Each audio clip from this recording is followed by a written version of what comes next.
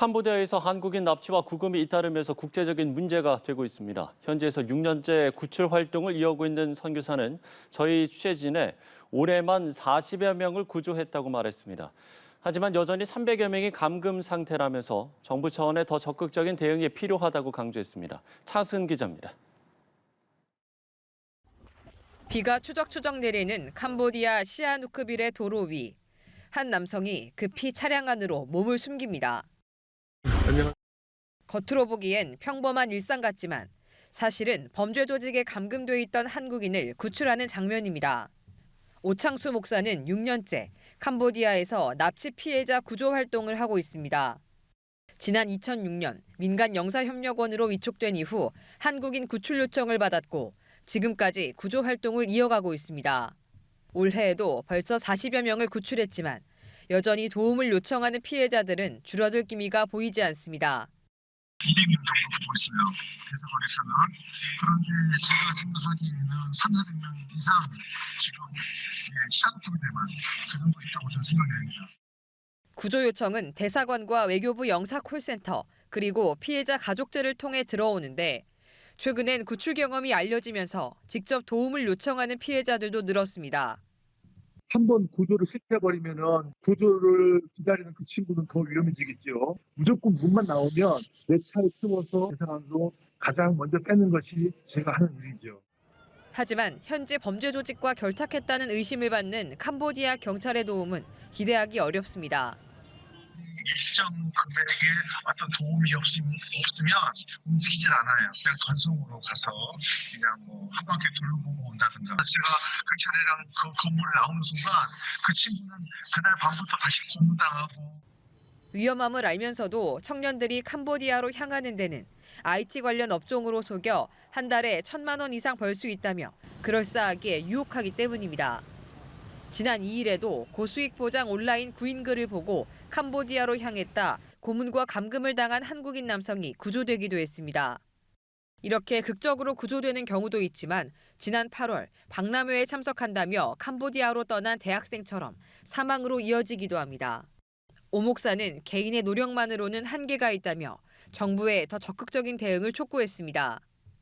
대한민국 정부가 종합적인 어떤 그 강력한 캄보디아 정부에 대한 푸시가 있어야 된다고 생각합니다. 캄보디아 정부 대 대한민국 정부가 이렇게 한 자리에 만나서 문제를 해결하는 것이 가장 빠른 일이 아닐까 싶고. 한국의 청년들에게도 고수익을 미끼로 한 온라인 구인 광고는 허위라고 보면 된다며 무작정 접근해서는 안 된다고 경고했습니다. 연합뉴스TV 차승은입니다. 캄보디아에서 경북 예천 출신 대학생이 숨진 사건 이후 전국 곳곳에서 유사한 납치, 감금 피해 신고가 잇따르고 있습니다. 경찰은 실종자 소재 파악에 신속히 나서고 있습니다. 정지훈 기자입니다. 경북 예천 출신 대학생 A씨는 지난 7월 박람회에 간다며 출국했다 현지 범죄 조직에 감금돼 고문을 당하고 숨졌습니다. 캄보디아 경찰은 중국인 조직원 3명을 체포했고 국내에서도 A씨를 유인해 출국시킨 모집책이 지난달 검거돼 구속 송치됐습니다. 그 주변에 새로운 어떤 가담자가 있는지 또 상선이 있는지 관련해서 기자 추적이라든지 통신자료 수사라든지 이런 걸 통해서 계속 수사를 면밀하게 확대해 나갈 계획입니다. 캄보디아에서 우리 국민을 상대로 발생한 강력 범죄 소식에 전국에서 유사한 납치 협박 신고가 이어지고 있습니다. 경북 상주의 30대 남성은 영상통화로 2천만 원을 보내란 협박을 받은 뒤 연락이 끊겼습니다.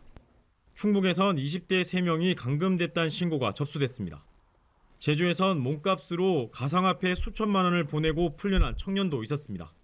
광주에선 살려달란 말을 남기고 연락이 끊긴 20대 남성 2명의 소재가 확인되지 않고 있습니다. 살려달라는 그 얘기를 일단 수사로 전환해서 나머지는 일단 다시 실종이기 때문에 소재파악도 돼야 될 것 같아요. 경찰은 신고된 실종자들의 소재 파악에 나섰습니다. 정부는 전국에서 실종과 협박 피해가 잇따름에 따라 재외국민 안전 대응 체계를 강화할 방침입니다. 캄보디아 현지엔 수도 프놈펜을 포함해 특별 여행주의보가 발령됐습니다. 연합뉴스TV 정준입니다. 캄보디아에서 발생한 대학생 사망 사건과 관련해 경찰이 이달 중으로 캄보디아와 공동 조사를 추진합니다. 다만 현지 당국이 협조적이지는 않아서 강력하게 대응을 요청하는 상황인데요. 정호진 기자입니다. 캄보디아 대학생 사망 사건과 관련해 경찰은 강력 대응 방침을 밝혔습니다. 유재선 경찰청장 직무대행은 이달 중 우리 경찰과 국과수가 현지에 방문해 시신을 부검할 예정이라며 협조가 원활하지 않은 건 사실이지만 계속 노력 중이라고 밝혔습니다.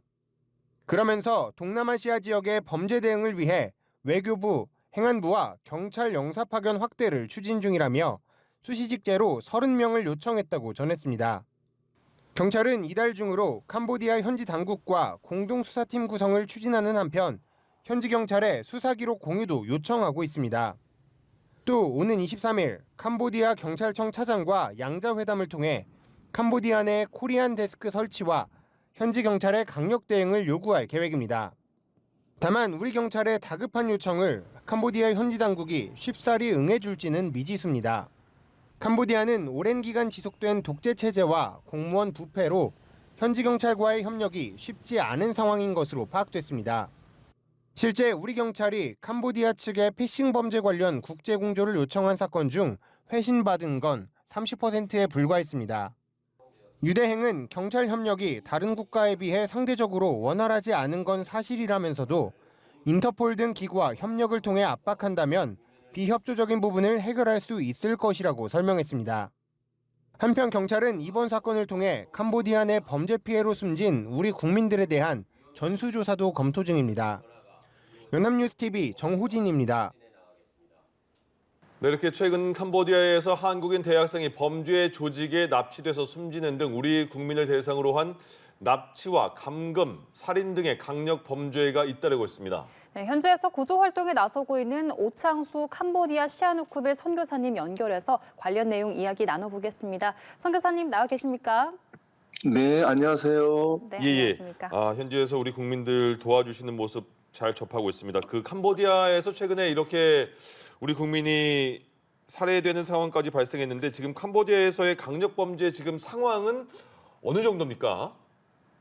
지금 사실 제 개인적으로는 이미 터질 것이 터졌다라는 생각이 많이 듭니다. 예. 제가 구조 활동을 지금 만 5년을 넘어서 6년 동안 지금 하고 있는데 그동안 점점 우리 한국 사람들의 구조 그 활동 빈도가 굉장히 많이 늘어났거든요. 최근 2, 3년 사이에. 예. 그래서 언젠가는 터질 것 같다라고 굉장히 마음 조바심 있었는데 예. 결국에는 올해 지금 이 시점에서 지금 한국에서 참 이런 캄보디아의 많은 사고들이 인해 가지고 지금 방송이 나오는 걸 봐서 참 많은 안타까움을 가지고 있습니다. 그렇군요. 네. 예.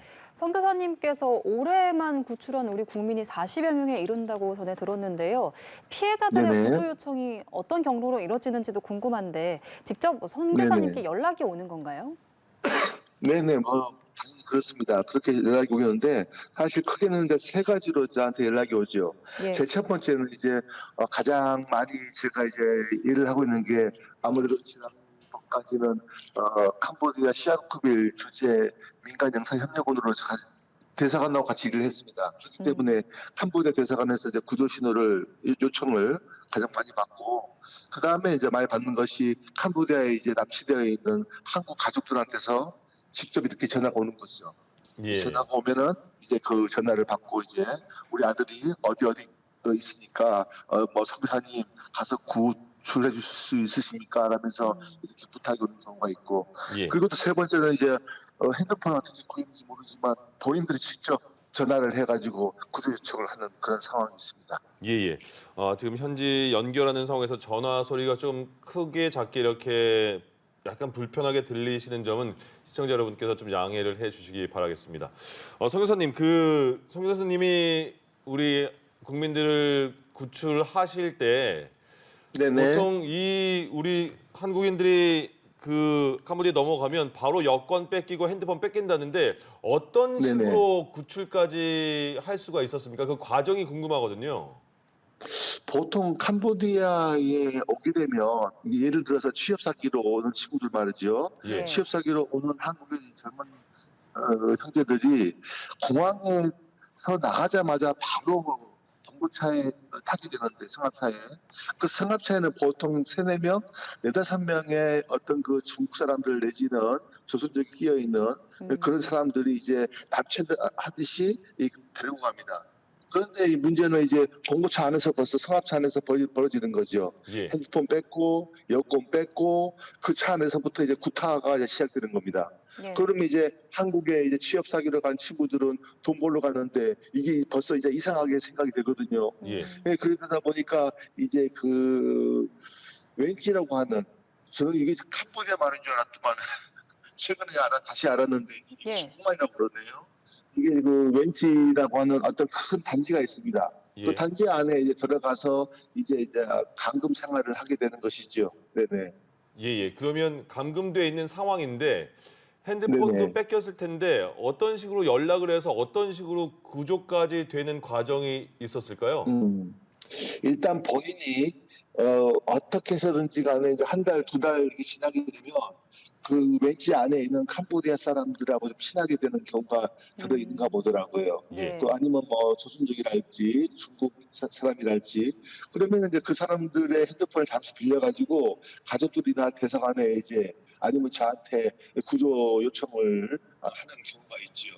사실 오늘 어젯밤에도 지금 저한테 구조 요청이 하나 좀 들어온 게 있거든요. 예. 그래서 이거는 지금 뭐 방송 나간 상태라서 말은 이제 하기 뭐하지만 예. 제가 오늘 밤에도 아마 한 명 구조하러 나가야 될 일이 생길 것 같습니다.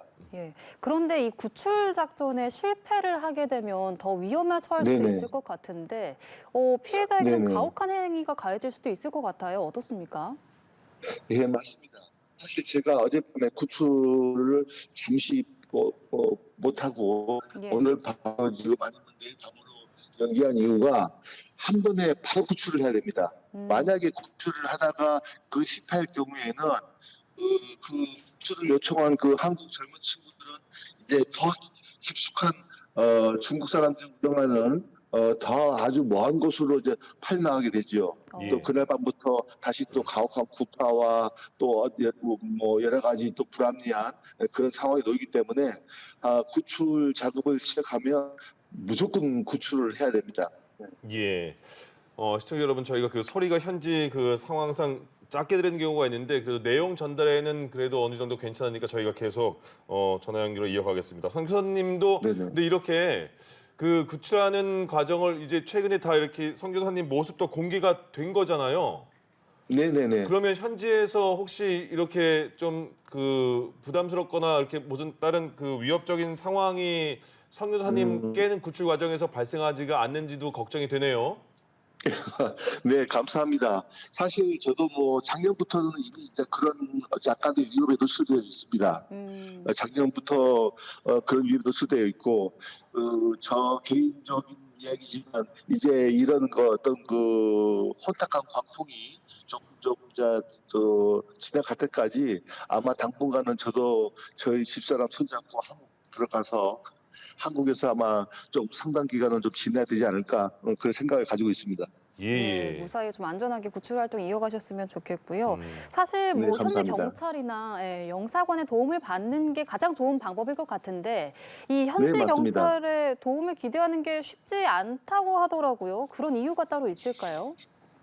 예, 사실 저도 뭐 여러 번 말씀드렸지만은 현지 경찰들에게 저도 처음에는 이제 구조 요청을 받았을 때 한국 데리고 갔죠. 그런데 캄보디아 경찰들과 같이 그 어떤 그 구조 활동을 하러 들어가면 이미 정보가 새어나간 경우가 많았어요. 그러면은 그 제가 구조를 기다리는 그 친구하고 방금 전까지 통화를 했는데도 없다는 거예요. 그 건물에. 예. 그리고 나올 수밖에 없지요. 왠지 밖으로. 그러면은 그 친구는 이제 구조를 못 받았기 때문에 그 중국 조직들한테 너 왜 신고했어?